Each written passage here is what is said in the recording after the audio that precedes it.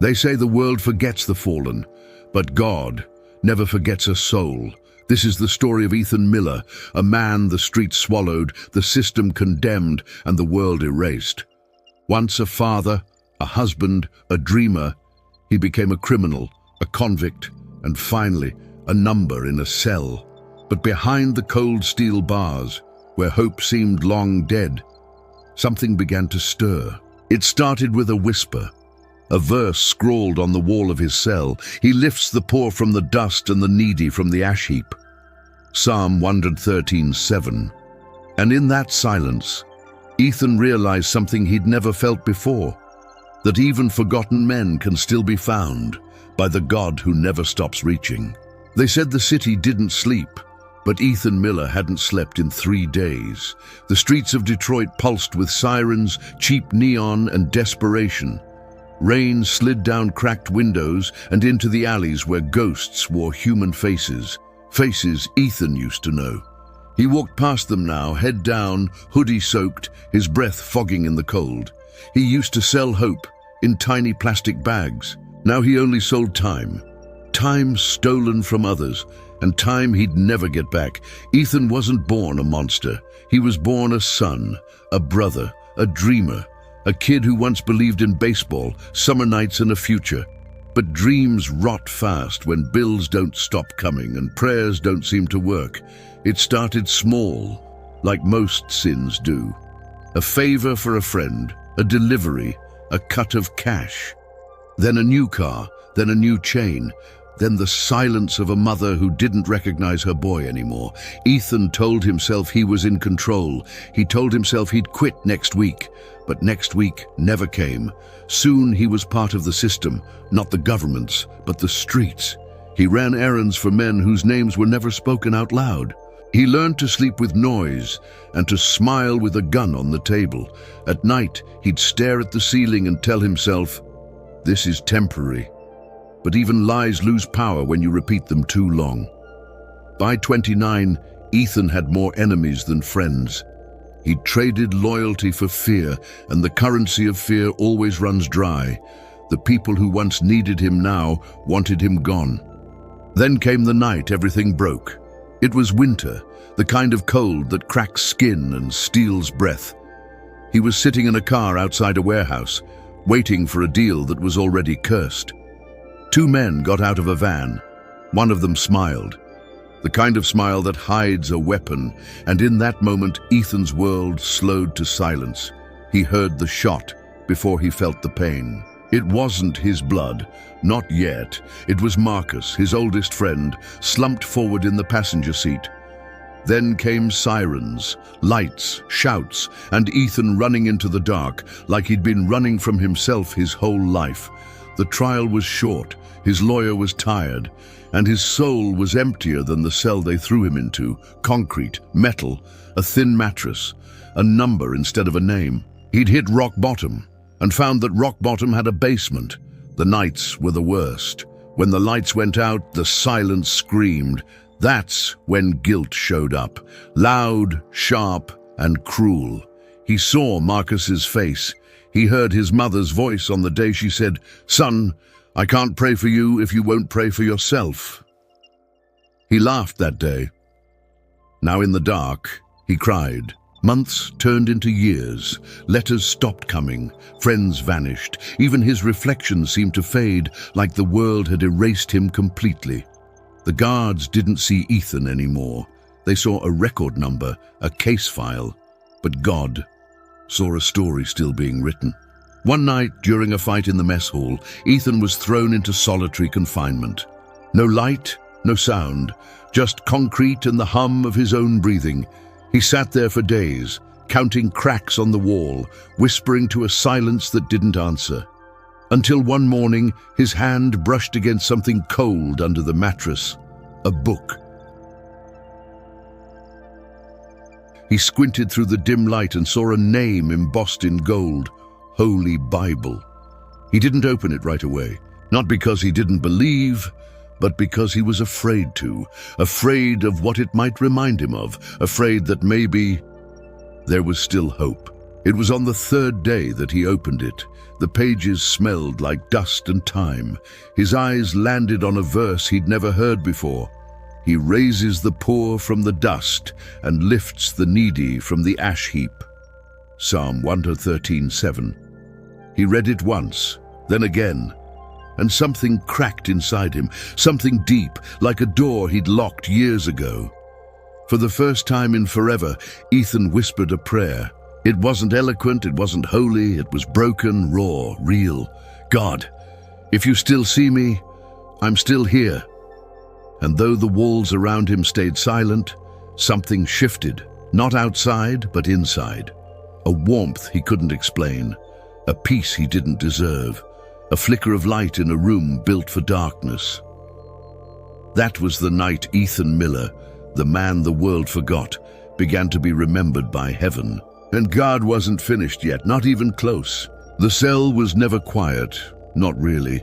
There was always the buzz of the fluorescent light, the echo of boots on concrete, the whispers of men trying to remember who they were before numbers replaced their names. But tonight, it felt different. Ethan sat on the edge of his cot, the Bible open on his knees. The same verse stared back at him again.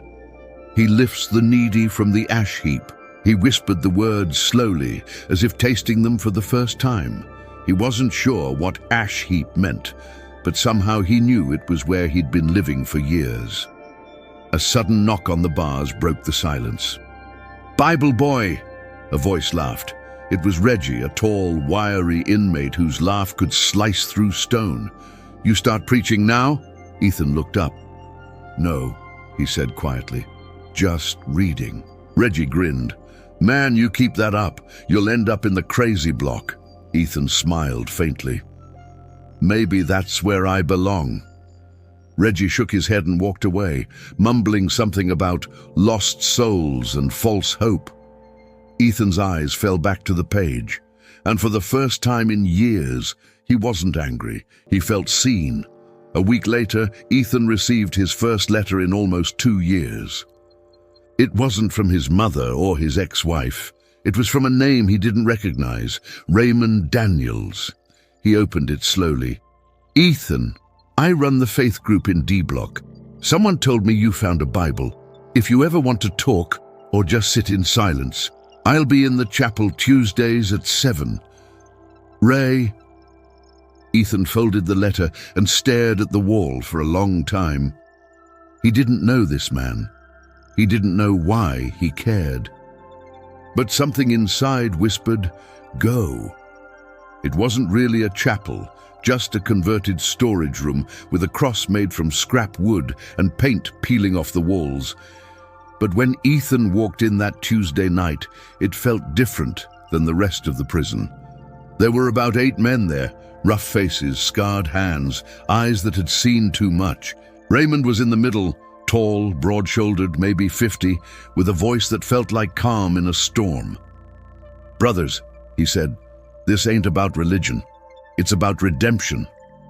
Ethan stood in the back, silent, watching. Raymond opened a worn Bible. "God doesn't need your perfection. He just wants your surrender." The words hit Ethan like a punch. Surrender. He hadn't surrendered anything in years. He'd fought everything. The world, his past, himself. Raymond looked up and locked eyes with him. "Brother, you don't have to hide from him anymore." Ethan felt something break. Not a loud crack, just a quiet, aching snap inside his chest. And in that moment, without meaning to, he whispered, "I don't even know how to pray." Raymond smiled. "Good. That means you're ready to start." That night, Ethan returned to his cell and couldn't stop shaking. He sat on the floor, the Bible still open, tears burning his eyes. He remembered the faces. Marcus, his friend who died, his mother's last prayer, his little girl, 7 years old the day he was sentenced. He dropped to his knees. "God, I don't deserve this. I don't deserve you. But if you still want me, I'm yours." The words came out broken, messy, imperfect. But heaven doesn't need eloquence. It needs honesty. And somewhere between those walls and that whisper, something changed. He felt it, like the air itself was breathing differently, like the weight he carried for 10 years suddenly didn't belong to him anymore. He pressed his forehead against the floor, sobbing until exhaustion took over. The next morning, Reggie walked past Ethan's cell and froze. "You good, man?" Ethan was smiling, not wide, just enough for light to escape the cracks. "Yeah," he said softly. "I think I am." Reggie frowned. "You find a way out of here or something?" Ethan shook his head. "Not out, up." Over the next few weeks, Ethan started helping Raymond with the Bible studies. At first, he just sat in silence. But the silence was healing. Then, slowly, he began to speak. About pain, about guilt, about the way God doesn't wait for the clean to show up. He walks into the mess and starts cleaning from within. Men began to listen, not because Ethan was a preacher, but because he was one of them. Raymond would sometimes say, "There's a difference between being locked in and being locked out. God's grace can get through both." And Ethan finally understood. The prison wasn't where God had left him. It was where God had found him. One night, Raymond pulled him aside. "Ethan, you ever think God could use you outside these walls?" Ethan laughed quietly. "I don't even know if I'll ever get out." Raymond smiled. "That's not what I asked." Ethan looked at him, eyes still unsure. "Maybe one day," he said, "if he wants me to." Raymond nodded. "He already does." That night, as the lights dimmed and the world went quiet again, Ethan sat on his cot with the Bible open to Psalm 40. "He brought me up out of the pit of destruction, out of the miry clay. He set my feet upon a rock and made my steps secure." He smiled, whispered thank you, and closed his eyes. And for the first time since he was a child, Ethan Miller slept in peace. The air inside D-Block was thicker than usual, heavy, charged. You could feel when something was about to happen in prison. It was like the tension hummed through the walls, a language of its own. Ethan felt it that morning. He woke up with a knot in his chest, the kind that didn't come from fear but from warning. Raymond's words echoed in his mind. "Faith that isn't tested isn't faith, it's theory." By noon, the rumor had spread. Someone had snitched, and the gangs were hunting for the leak. Ethan wasn't part of that world anymore, but rumors in prison didn't need truth to become deadly. It didn't take long before someone whispered his name. He was sitting alone at lunch, reading the same Bible that had become his anchor, when Reggie dropped into the seat across from him. "Yo," Reggie said, his voice low. "You need to watch yourself. Word is, the Blackline crew thinks you talked." Ethan blinked. "Talked? About what?" "About them. About that stash they found in the kitchen last week." Ethan shook his head. "I didn't even know about that." "Yeah, well, they don't care. Somebody's got to bleed for it." Ethan swallowed hard. "I thought you said you weren't part of that stuff anymore." Reggie looked around. "I ain't, but they are, and they're coming." It happened 3 days later, in the laundry room. Ethan was folding sheets when 2 men walked in, eyes cold, movements sharp. "Yo, preacher boy," one of them sneered. "You been running your mouth." Ethan froze. "I don't know what you're talking about."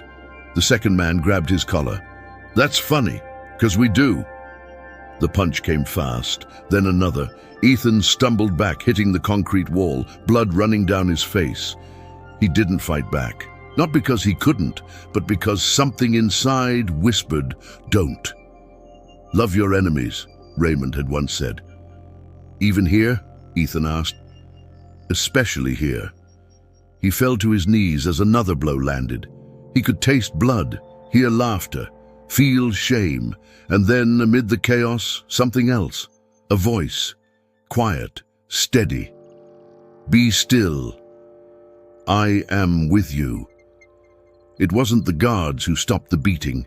It was Raymond, He burst into the room, shouting, pulling them apart, dragging Ethan away as the siren blared overhead. Ethan woke up with stitches across his eyebrow and the dull ache of bruises everywhere. Raymond sat beside the bed, a Bible in his lap. "You didn't fight back," he said quietly. Ethan winced. "Didn't feel like I had to." Raymond smiled faintly. "Then you finally get it." "Get what?" "That grace isn't weakness, son. It's power, under control." Ethan stared at him, confused. "Then why does it hurt so much?" Raymond's eyes softened.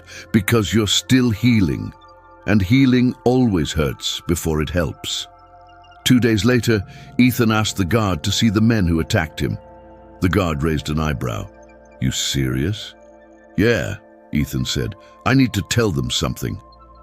When they met in the visitation room, the 2 men wouldn't look at him. Ethan sat down across the table, hands trembling. "I know you think I said something," he began. "I didn't, but even if I had, I forgive you." One of them scoffed. "You for real, man?" Ethan nodded. "Yeah, because God forgave me for worse." For a moment, no one spoke. Then one of the men, a tattooed giant named Deshawn, leaned back, eyes narrowing. "You different, preacher." Ethan smiled. "Not preacher, just forgiven." That night, Ethan couldn't sleep. He sat in his cell, staring at the small cross he'd carved into the wall months ago. He realized something. He wasn't angry anymore. Not at them, not at himself, not even at God. He whispered, "If you can use me here, I'm yours." The next day, Raymond approached him in the yard. "You meant that, didn't you?" Ethan nodded. "Yeah, every word." Raymond smiled. "Then it's time." "Time for what?" "To lead." That Sunday, the chapel was full. Not because of faith, but because curiosity was stronger than disbelief. The man who forgave his attackers was about to speak. Ethan stood behind the makeshift pulpit, nothing more than a metal cart draped in a towel. His hands shook, his voice cracked, but when he opened his Bible, the words flowed like water. "Brothers, I'm not here because I'm good. I'm here because God's grace found me where goodness couldn't." The room was silent. Then slowly, heads began to nod. A few eyes began to tear up. Even Reggie stood at the back, arms crossed, pretending not to listen. But he was listening. Ethan spoke for 20 minutes. When he finished, no one clapped, but one by one, men began to line up, asking for prayer. Raymond placed a hand on Ethan's shoulder. "Looks like your ministry just started." Ethan smiled through the tears. "In prison," Raymond nodded. "Where else does God start miracles?" That night, Ethan wrote his first letter to his mother in years. "Mum, I'm still behind bars, but for the first time, I'm not trapped. I've met the God you used to pray to, and he found me here. Tell my daughter her dad's coming home someday. Different." He sealed it, closed his eyes, and thanked the God who could turn blood-stained hands into hands that heal. The sound of keys always came first, the metallic rhythm that echoed through the cell blocks like a metronome of captivity. But for Ethan Miller, that sound no longer carried fear. It carried purpose. It had been 6 months since the fight, the moment that nearly broke him, but instead built something new. In those 6 months, the man who once hid behind shadows had become the voice others searched for when their own voices cracked. The cell hadn't changed. Same walls, same bars, same narrow bed. But something in the atmosphere had. Ethan wasn't surviving prison anymore. He was serving in it. Every Sunday morning, D-Block transformed. What was once a place of noise and profanity became something sacred.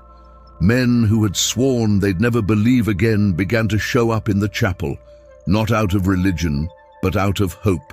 They called it the Yard Church. No robes, no choirs, just truth. Ethan would stand in front of them, Bible in hand, his voice low and steady. "Brothers," he would say, We may be behind bars, but God doesn't do walls. He walks through them. It wasn't rehearsed, it wasn't polished, but it was real, and that made it powerful. He preached about forgiveness, about freedom, about grace that runs deeper than guilt. Sometimes his voice would break mid-sentence, but no one cared. In a place built for punishment, they were finally hearing about mercy. One night, after a sermon, Reggie approached him.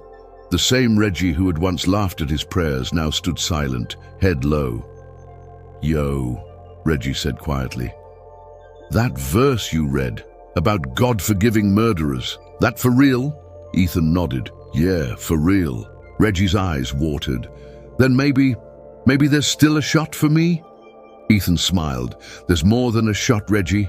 There's a savior." That night they prayed together in the corner of the yard. Two men who once sold poison, now trading it for prayer. The guards watched from a distance, shaking their heads, not understanding that something divine was unfolding between the fences. Not everyone believed it. Officer Nolan, a guard with 20 years behind those walls, didn't trust it for a second. "Men don't change," he told the warden one afternoon. "They pretend until they get what they want." The warden, a quiet man named Sanders, glanced at him. "Then explain Miller," he said. Nolan frowned. "Give it time." But time didn't break Ethan. It refined him. Even when Nolan mocked him, calling him Saint Miller, Ethan only smiled. He'd learned that the loudest skeptics are often the ones closest to faith, but too scared to reach for it. 3 months later, a riot broke out in C Block. It started small, a fight over food, a shove, a knife, and then chaos. The alarm blared through the prison, and guards rushed in. Ethan was in the chapel with a few men when he heard the noise.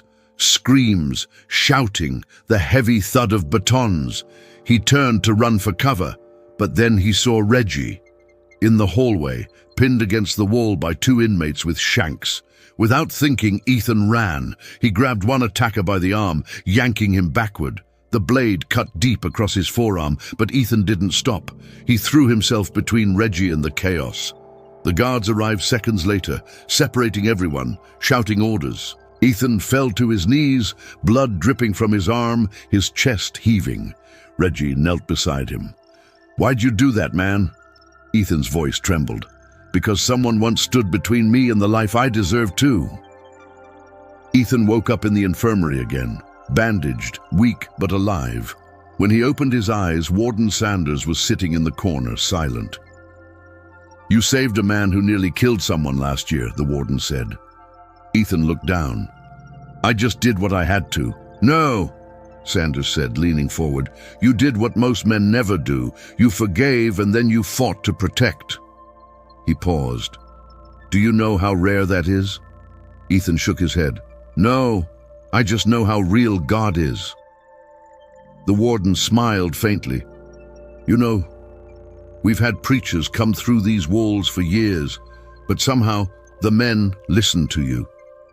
Ethan blinked. "Why?"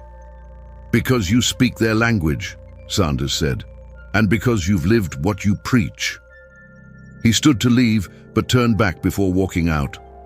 "Miller, when the time comes, I'm going to recommend your release." Ethan froze. "Sir, you've done your time. But more than that, you've done your transformation." Ethan didn't tell anyone. He didn't want to hope too soon. Instead, he spent his last months doing what he'd come to love most: teaching. Every night in the dim light of his cell, he'd help men read, pray, write letters home.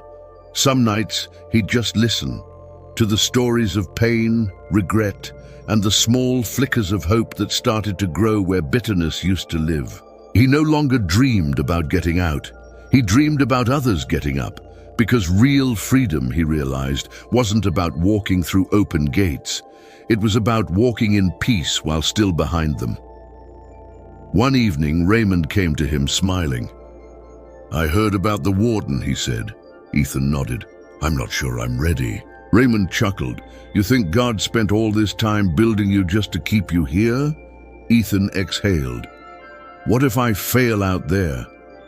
Raymond's eyes softened. Then fail forward, son. God redeems even that. They prayed together, as they had countless times before. And when they finished, Ethan whispered, "Whatever you want, Lord, I'm ready." The day Ethan was released, it was raining, the same way it had been the night he was arrested years ago. But this time, the rain didn't feel like judgment. It felt like cleansing.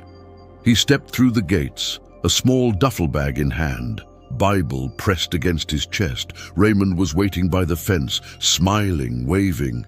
"You gonna miss me, preacher?" Raymond joked. Ethan grinned. Every day. As he walked into the open air, he looked up. Grey clouds splitting just enough for a sliver of sunlight to break through. He closed his eyes and whispered, "I was a prisoner, and you set me free." The sky over Detroit was grey again, like it always seemed to be when Ethan looked up. But this time, he didn't see darkness. He saw possibility. The air smelled like rain and rust, the scent of old streets and second chances. He walked slowly past the bus stop, past the same corners where he once sold sin, past the same eyes that used to look at him with fear. Now, those eyes didn't recognize him, and that was the point. Ethan Miller was no longer the man the streets had made. He was the man God had rebuilt. Freedom wasn't easy. The world outside didn't clap for redemption stories. It stared, suspicious and silent. Finding work was nearly impossible. Every application ended the same way. "We'll call you." They never did. One night, Ethan stood outside a diner, cold and tired, watching families eat through the window. He thought about turning back to the shelter. Then he heard a small voice inside whisper, "I didn't bring you this far to leave you here." So he walked down the street until he found a church. The doors still open, the light still on. He stepped inside. The pews were empty, but the altar glowed faintly from the candles. He knelt, set his Bible down and whispered, "God, I'm here. I don't know what to do next, but I know you do." The next morning, he returned to that church, not to pray, but to ask for work. The pastor, an older man named Charles Whitaker, looked at him over his glasses. "You're a former inmate?" "Yes, sir." "You know we don't usually hire men with records." Ethan nodded. "Then don't hire me. Just let me serve." Pastor Whitaker studied him for a moment, then smiled. "All right then, son. You can start by sweeping the floors." That's how it began. A broom, a bucket, and a man with a calling bigger than either of them.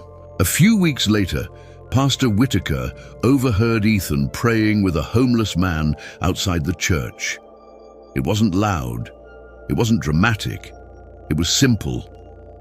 But it felt like heaven listened. The pastor approached him afterward. "You ever think about preaching?" Ethan smiled. "I've done a little of that, just with rougher crowds." The pastor chuckled. "How rough we talking?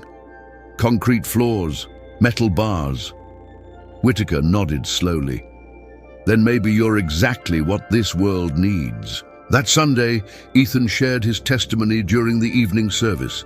He spoke about darkness, guilt, grace, and freedom, not as concepts, but as scars. When he finished, no one moved.